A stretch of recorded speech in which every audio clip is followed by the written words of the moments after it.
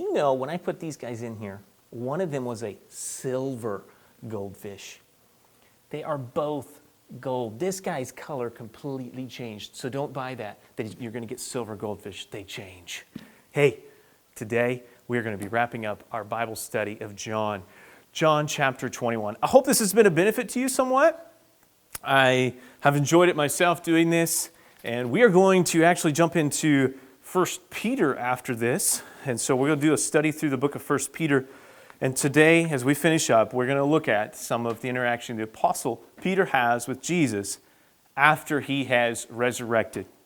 So in John chapter 21, the disciples have already seen the risen Lord twice, and they have headed back to Galilee. This has been the home base of the disciples.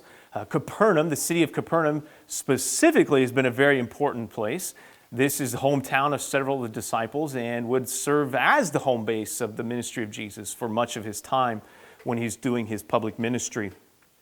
Well, here we see Peter, it says Thomas, Nathanael, James, John, and two other disciples are there. And hey, Peter's a fisherman. James and John are fishermen. What do you do when you've just seen the resurrected Lord, but you don't know yet what you're supposed to be doing? They just go fishing. They go fishing. And they go fishing overnight, and it says they caught nothing. Does this not remind us of a past experience earlier of Peter when he went fishing? And it is. It's looking back, but also it's telling us something. It's preparing us for something that's about to happen. Because then we see, the next thing is the disciples see someone on the shore. It's about 100 yards away, it says here, about 100 yards away. So they can't quite make out who this is. But he says, hey, did you catch anything? They're like, no. Throw your nets on the other side and see what happens. And so they throw their nets and they start pulling. And it says they catch 153 large fish. I don't know what the significance of 153 is other than they counted them.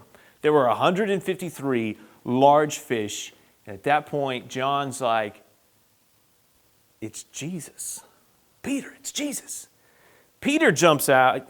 Well, he kind of puts his clothes back on. He's been fishing, and so he's stripped down a little bit to go fishing. So he puts on his outer garments, and he goes to the shore. When they get to the shore, Jesus asks him, hey, why don't you grab some of those fish? And they have breakfast together. And then there's this interaction between Jesus and Peter. Jesus asks Peter this question. He asks him it 3 times. He says, Simon, son of John, do you love me more than these? Now you remember Peter had once said, I'll die for you, even if the rest of them betray you and abandon you, I will never. And that's when Jesus said to Peter, you're going to deny me 3 times, Peter, before the rooster crows. And so now Jesus is restoring Peter back to the position that he had for him amongst the 12. And so he says, Simon, son of John, do you love me? And Peter says, yes, Lord, I love you. And he says, feed my lambs. Simon, son of John, do you love me? Yes, Lord, Peter says, you know that I love you. Then tend to my sheep. Then he asks him a 3rd time, Simon, son of John, do you love me? At this point, Peter he says he's downcast, and he's just like, do you not believe me? What do I have to do? He says, Lord, you know everything. You know that I love you. He says, feed my sheep. And Jesus is telling Peter, I have a calling for you. I'm about to leave. You guys are going to go, and you guys are going to go, and the church is going to begin to grow and expand. Peter, I need you. You need to feed the sheep. You need to tend to my lambs, the flock, those who know the Lord, his. He's like, Peter, you're not a fisherman anymore. You're not fishing for fish. You're a disciple. You're a disciple maker. And I need you to feed my sheep.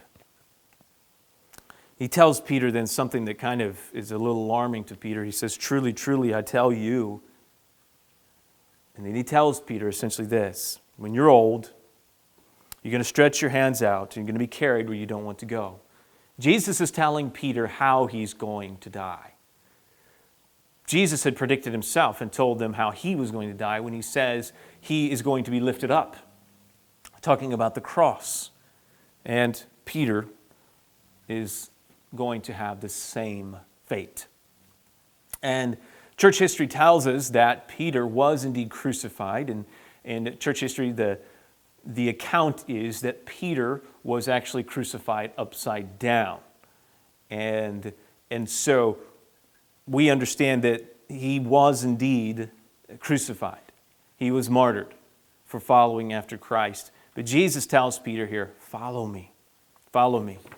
He says that Peter then looks over, and the one whom that Jesus loved is there, John, and he says, well, what about him? What about him? What's going to happen? What about him? And Jesus' words were very simple to Peter. What's that to you? You follow me. And I think that's a great place for us to end the Gospel of John and to focus on that. What's it to us? God may call you to a certain position and to do certain things. We don't know where He's called us all to serve and what He's called us all to do, but what He has called us to do is to follow Him. We need to set aside our desires for prestige, for fame, for power, for a big platform. We need to set that all aside and follow Him, because you may never get it. I may never get it. But we are called to follow Him, not worry about what this person's doing. Yes, we are to encourage one another, and to challenge one another, to help one another, to stay accountable, but ultimately to follow Him. Hey, I'll see you guys tomorrow. I've enjoyed this, and looking forward to going through the book of 1 Peter.